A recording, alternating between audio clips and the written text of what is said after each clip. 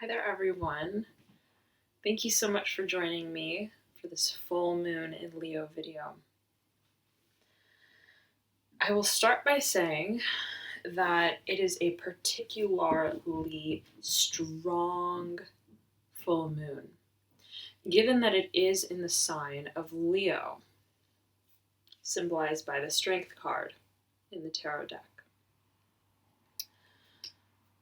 So, if we're looking at the full moon in and of itself, right, it symbolizes a peak of energetic expression, very high energy frequency.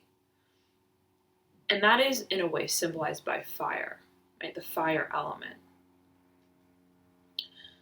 So when you take the full moon and you put it in the sign of Leo, which is a fire sign, you get very strong energy flow. So, and because it relates to the moon, this can speak to our emotions, our emotional self, right? Feeling a lot of emotion, feeling a lot of fire energy within us. And I believe it's absolutely imperative that you that you harness and express this fire energy in such a way that is healthy, right? That is that makes for the proper expression and use of that fire energy, right? So absolutely, I would engage in fire activities like exercise, sweating. It's so important to sweat, right? Walks are great, but to actually get that fire burning, right? Think about fire. Think about a fireplace. Think about a campfire when you're looking into the fire pit, right? What do you feel? What do you sense? That's the sort of energetic expression that I think is important to mimic during this time, right? Because fire energy that's left to sort of broil inside of us can lead to these sort of other way of expressing fire energy, the other side of fire energy, right? Because every element has its positive manifestation and its negative manifestation, so to speak, negative.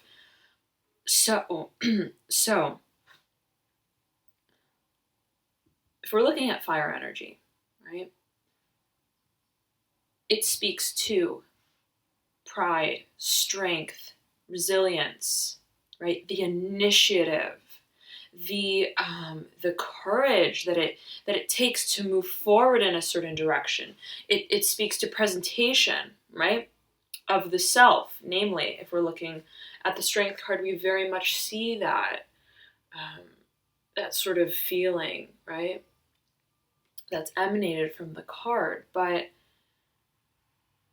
that manifestation, right, of energy can also, when not properly harnessed and utilized and expressed in a healthy way, can lead to its other form of expression, right? Which sometimes can lead to feelings of anger, right? Feeling just at your boiling point, feeling, sometimes it can also lead to an expression of in some ways, right? It depends, but, and we see this also with the Strength card, it can also symbolize a potential sort of feeling of, I don't want to say arrogance, but somewhat of an overcompensation of that feeling of pride, of power, of, right? So it's this fine line between the positive wielding of fire energy and that which is not conducive, right, to our ultimate desire to manifest and create. Too much fire growing wildly out of control can destroy, right, as we see on the Tower card of the tarot deck. But fire, when tempered appropriately, when contained and channeled in a way that is truly positive, truly conducive, ultimately leads to creation, right? Fire being a very creative element to work with. So having said that, right, it's a beautiful time during this full moon in Leo to assess, right, how we wield our fire energy. Everybody has fire energy. Everyone has fire energy. Some people more than others, right, depending on the planetary placements in your chart, right? And if you don't know the planetary placements in your chart, I have a service on my website, alchemyandyou.com. You can click that. It's an astrological chart report and interpretation. You'll get a feel for your elemental composition as a whole. But regardless of that, everybody has fire. Everybody has a certain level of fire. So this is a beautiful time, again, to take a step back and think about how are we exerting our will, right? Is it in a healthy way for ourselves and for others? Is it being channeled in a way that's helping us create, right? Or is it inhibiting us? Is it sabotaging our growth in some sort of way, right? So to speak. So, full moon is oftentimes a period of fruition of whatever seed or intention we planted during the new moon period. And I will say this, right? In a month, we have one new moon and we have one full moon. But that's the micro cycle. There's also a macro cycle in terms of the year. So what it means is, yes, within every month, right, you have a new moon, you set an intention, it's a brand new slate, right? Taking advantage of those very fertile energies, which then in some shape or form culminates, brings illumination and fruition at the full moon in the same month.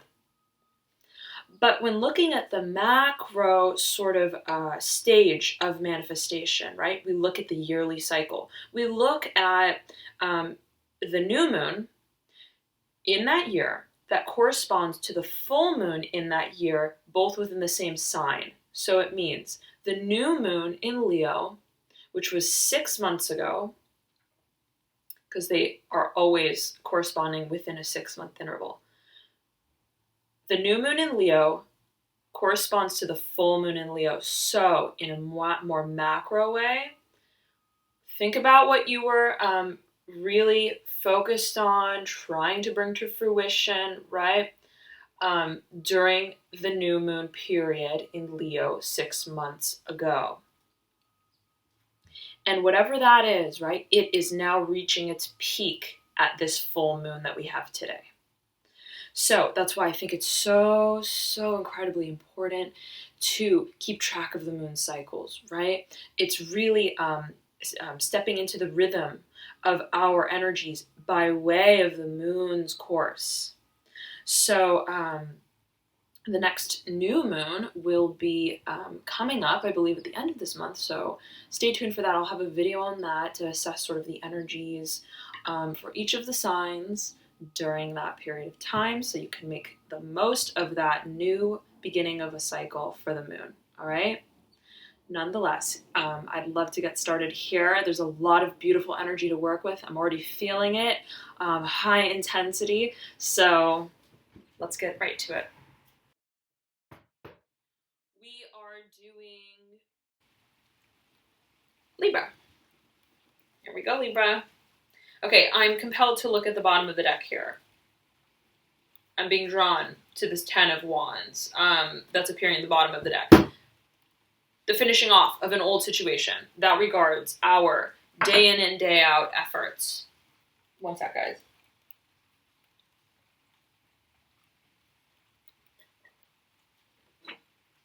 Sorry about that. All right.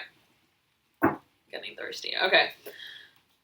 10 of Wands is like a situation that regards your work, that regards your efforts, your day in and day out efforts, right? Your habits, the way you do things, has reached a certain point of culmination and fruition, right? It's reached its cycle, okay? And I'm sensing that you perhaps are still involved with the closing out of that situation. And there could be some chaos to it. There could be, a lot going on that regards the situation. That still requires, right, your involvement in some way. And I remember, Libra, in your prior readings, that there was a sense of culmination, absolutely, right? A fruition with some aspect of your life. So it could be, right, that in light of this new beginning that's taking place, there is sort of the cleanup work, right? That inevitably, the closing out, the loosening, the fastening of loose ends, so to speak, right? So it's something to consider, perhaps. We'll get more into it though as we read, but I am feeling that yes, there is definitely transformation, definitely a new beginning in some shape or form that you're experiencing, but it's like your engagement in it isn't quite yet set free. Like you're still needed to be involved in it in some way. Even if it's just for the sake of contractual or formal, like out of professionalism. I'm feeling that, right?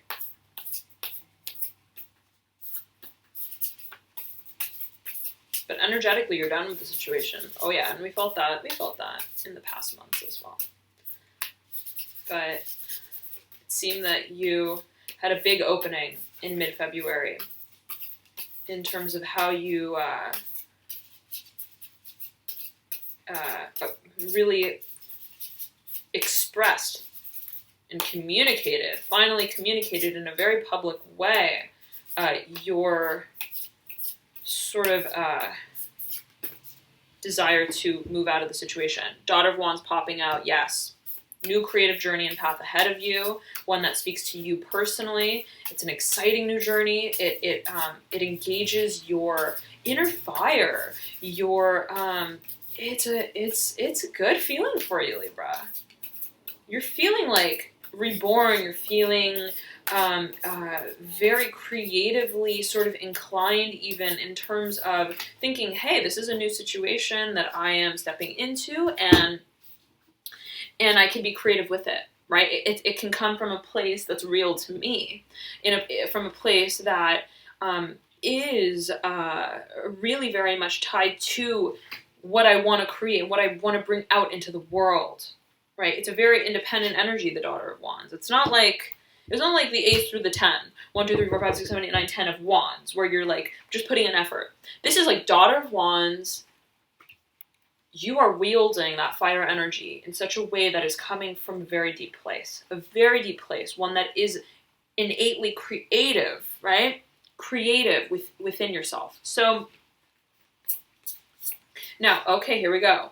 Popped out as well again, the 10 of Wands. In reverse, Mother of Pentacles upright. Okay, yes. And I remember this card came out for you, I believe, in a prior reading, speaking to a feeling of needing to hold the fort, so to speak, temporarily. A situation to which you feel very much obligated, very much like you need to be responsible towards the situation. You can't just like get up and leave it sort of feeling, which is what it is inhibiting the closeout, the final official closeout of this old situation and this old way of doing things, right? Mother of Pentacles is like, she has a child, right? She has a child that she needs to take care of.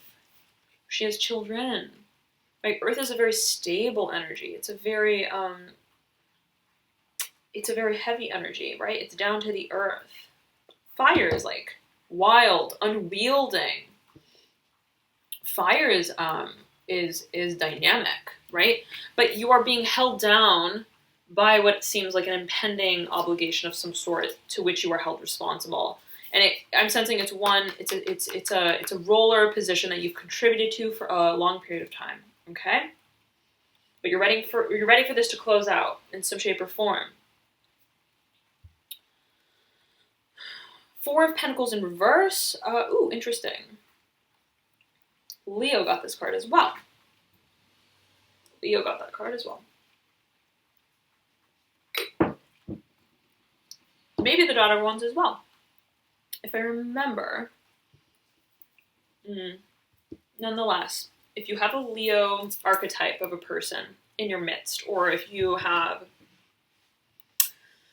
Leo rising, ascendant, or moon sign, you may want to check that video out, as it seems that there is a little bit of correspondence and overlap there.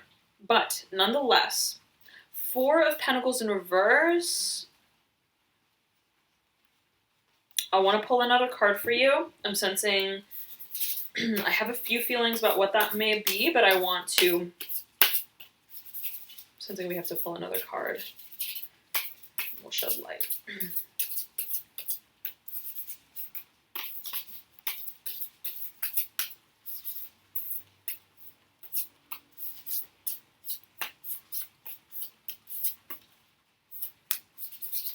I'm sensing paperwork. There's paperwork involved with whatever it is that you're closing out. It's like you're like, okay, flipping through like a document, like, okay, sign, like it's that kind of feeling. Rolling through the motions, like, okay, just need to do this.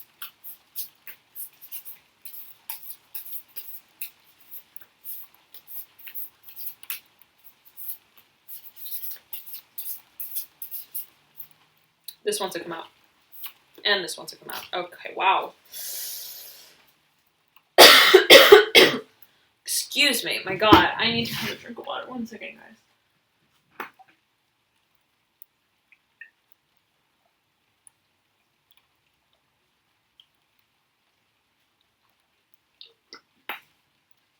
Out pops the 10 of Swords in reverse, paired with the 9 of Swords upright.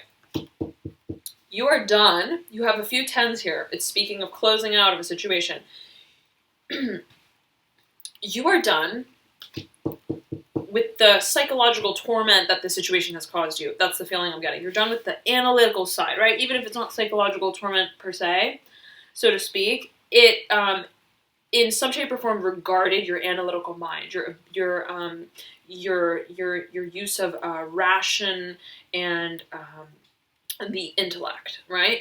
It's a very intellectual energy, and it's one in which we've reached the boiling point, our capacity, like we are just overloaded with thoughts, with the need to think about things and strategize things, and it can be involving many people as well, right? With the 10 of Swords, it could be in a situation in which you are involved and involves many different people. Paired with the 9 of Swords upright, I'm sensing that along with the closing out of the situation or phase is inherently still some anxiety, perhaps. Anxiety, thoughts, lots of thoughts about this close out of a situation. Okay, you could be thinking there are many thoughts you have to still deal with. It seems like they're coming from all different kinds of angles, maybe even. But you're beyond done. You're beyond done, Libra. You're beyond done. 2 10s, both in reverse. You're done, but you still have to deal with, it seems, the inherent obligation to the situation, perhaps even. Okay. And the base of the deck for you guys is the 8 of Cups.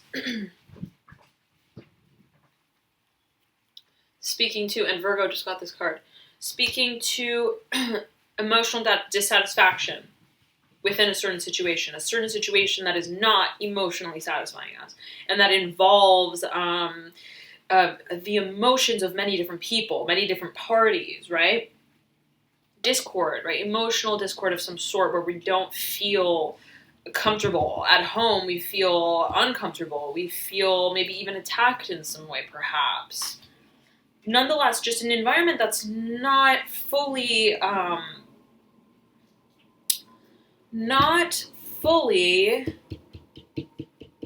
conducive to this Daughter of Wands, this foray into this new, enchanting, exciting, creative new beginning, right? And one that is very independent, right? You have a lot of other involved energy. You have energy that has you wrapped up, right, within a situation or tied down to a situation with the Mother of Pentacles. But the Daughter of Wands is like so contrasted in its energy. The Daughter of Wands is like she's taking her wand and she's wielding it, right? She's stepping forward on this new path that's creative and enchanting and wildly independent, right? So there's a dichotomy of energy, and I'm sensing that you're waiting to step into this energy, or you're trying to step into this energy while this other sort of residual of a situation is closing out. And this Eight of Cups is overlaying the Moon. And the Moon card generally speaks to mystery, of rumination, of connection with our intuition about a situation, right? And I'm sensing that you are following your intuition towards how to turn the situation around. Towards how, right? You're turning inwards in a place that is more quiet, more in solitude, more pensive, more spiritually in touch, even, right? Where you're thinking, right? Like it's almost like this. It's almost like you know how in the movies sometimes they have that scene where the main character or whoever in that scene is looking forward, and like they're so focused and they're so tuned out of whatever's going on around them, but there's so much going on around them, but everything is like quiet, and all they hear is like their thoughts. That's kind of the feeling I'm getting. The Eight of Cups is a very chaotic energy, right? It's like shattered cups, shards of glass on the ground, right? Cups being thrown, that kind of feeling. Not literally, perhaps, maybe, but maybe not, right? It's just, it could also just speak to, wow, this situation is so emotionally draining and unsatisfying to me. It can also be like that. The Moon, right beneath that, I'm sensing indicates like, you're seeing past the situation that is so emotionally draining and unsatisfying. That doesn't speak to your inner fire and creativity and flame. And you're like, okay, like I need to zone in. I need to zone myself in, get really zen, to not allow this to get to me, to not allow this to affect me. I would suggest to you, Libra, that if you're in a situation that feels very overwhelming to you, tapping into your intuition, meditation is very important for you this month. Very important for you this month and during this period of time.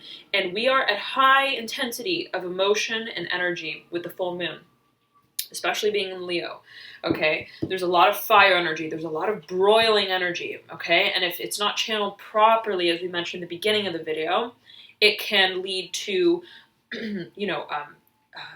sort of even anger, right? Anger, which is just a wealth of fire energy and perhaps other energy that is not properly expressed or channeled.